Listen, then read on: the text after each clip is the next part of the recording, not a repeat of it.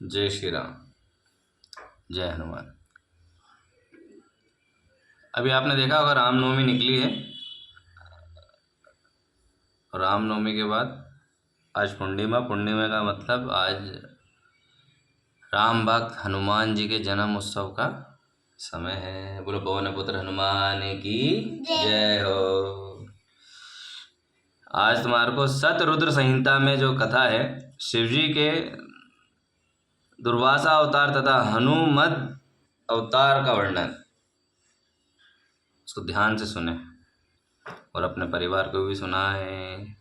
नंदीश्वर कहते हैं महामुने अब तुम शुंभ के एक दूसरे चरित्र को नंदीश्वर कहते हैं महामुने अब तुम शंभु के एक दूसरे चरित्र को जिससे शंकर जी धर्म के लिए दुर्वासा होकर प्रकट हुए थे प्रेम पूर्वक श्रवण करो। अनसुईया के पति ब्रह्मवेता तपस्वी अत्रि ने ब्रह्मा जी के निर्देश अनुसार पत्नी सहित तक्षकुल पर्वत पर जाकर पुत्र कामना से घोर तप किया। उनके तप से प्रसन्न होकर ब्रह्मा विष्णु और महेश्वर तीनों उनके आश्रम पर गए। उन्होंने कहा कि हम तीनों संसार के ईश्वर हैं, हमारे अंश से तुम्हारे 3 पुत्र होंगे जो त्रिलोकी में विख्यात तथा माता पिता का यश बढ़ाने वाले होंगे। यो कहकर वे चले गए।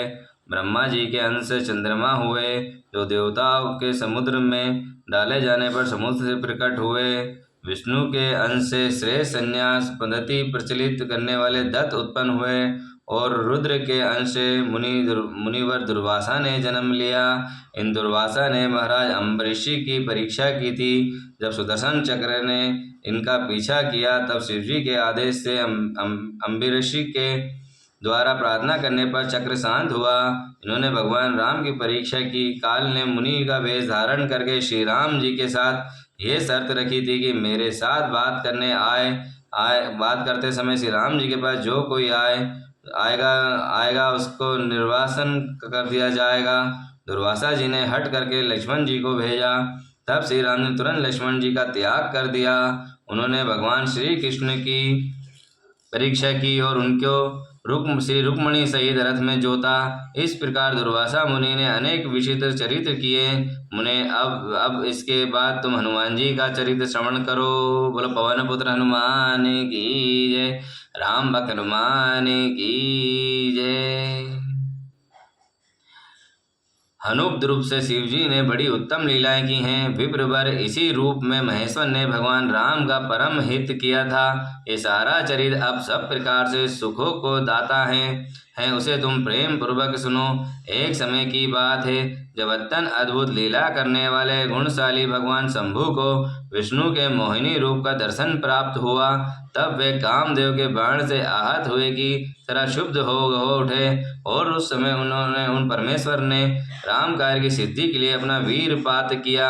तब सप्त ऋषियों ने उस वीर को पत्रपुट में स्थापित कर दिया क्योंकि शिव जी ने ही राम कार्य के लिए आदरपूर्वक उनके मन में प्रेरणा थी। तब पश्चात उन महर्षियों ने शंभु के उस वीर को राम कार्य की सिद्धि के लिए गौतम कन्या अंजनी के कान के रास्ते स्थापित कर दिया। तब समय आने पर उस गर्भ से शंभु के महान बल पराक्रम संपन्न वानर शरीर धारण करके उत्पन्न हुए। उनका नाम हनुमान रखा गया। बोलो पवन पुत्र हनुमान की जय।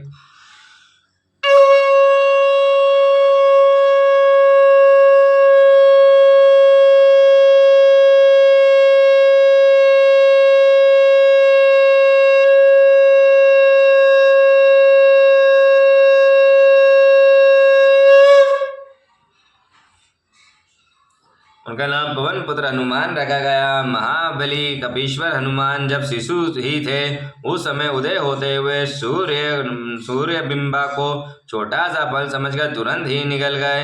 जब देवता ने उनकी प्रार्थना की तब उन्होंने उस महाबली सूर्य को जानकर उगल दिया। तब देव ऋषि ने उन्हें शिव का अवतार माना और बहुत सा वरदान दिया। धनतर हनुमान जी अत्यंत ही हर्षित होकर अपनी माता के पास गए और उन्होंने ये सारा वृत्तांत आदर पूर्वक कहा सुनाया।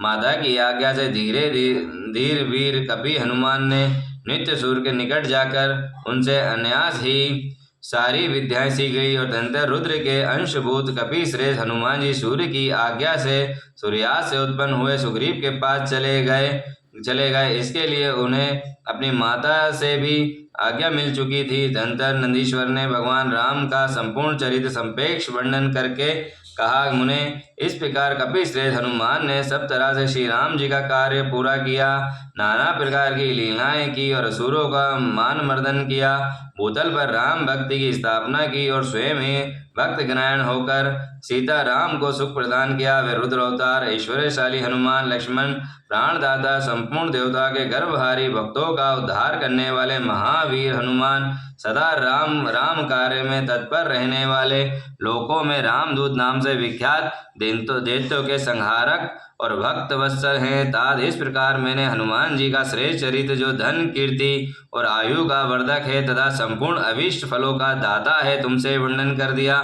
जो मनुष्य इस चरित्र को भक्ति पूर्वक सुनता है अथवा समाहित चित्त से दूसरों को सुनाता है वे इस लोक में संपूर्ण भोगों को पाकर अंत में परम मोक्ष को प्राप्त कर लेता है। बोलो राम भक्त हनुमान की जय, अंजनी के लाल की जय। पवन पुत्र के जन्म उत्सव की बहुत सारी ढेरों मंगल बधाई। बोलो पवन पुत्र हनुमान की जय।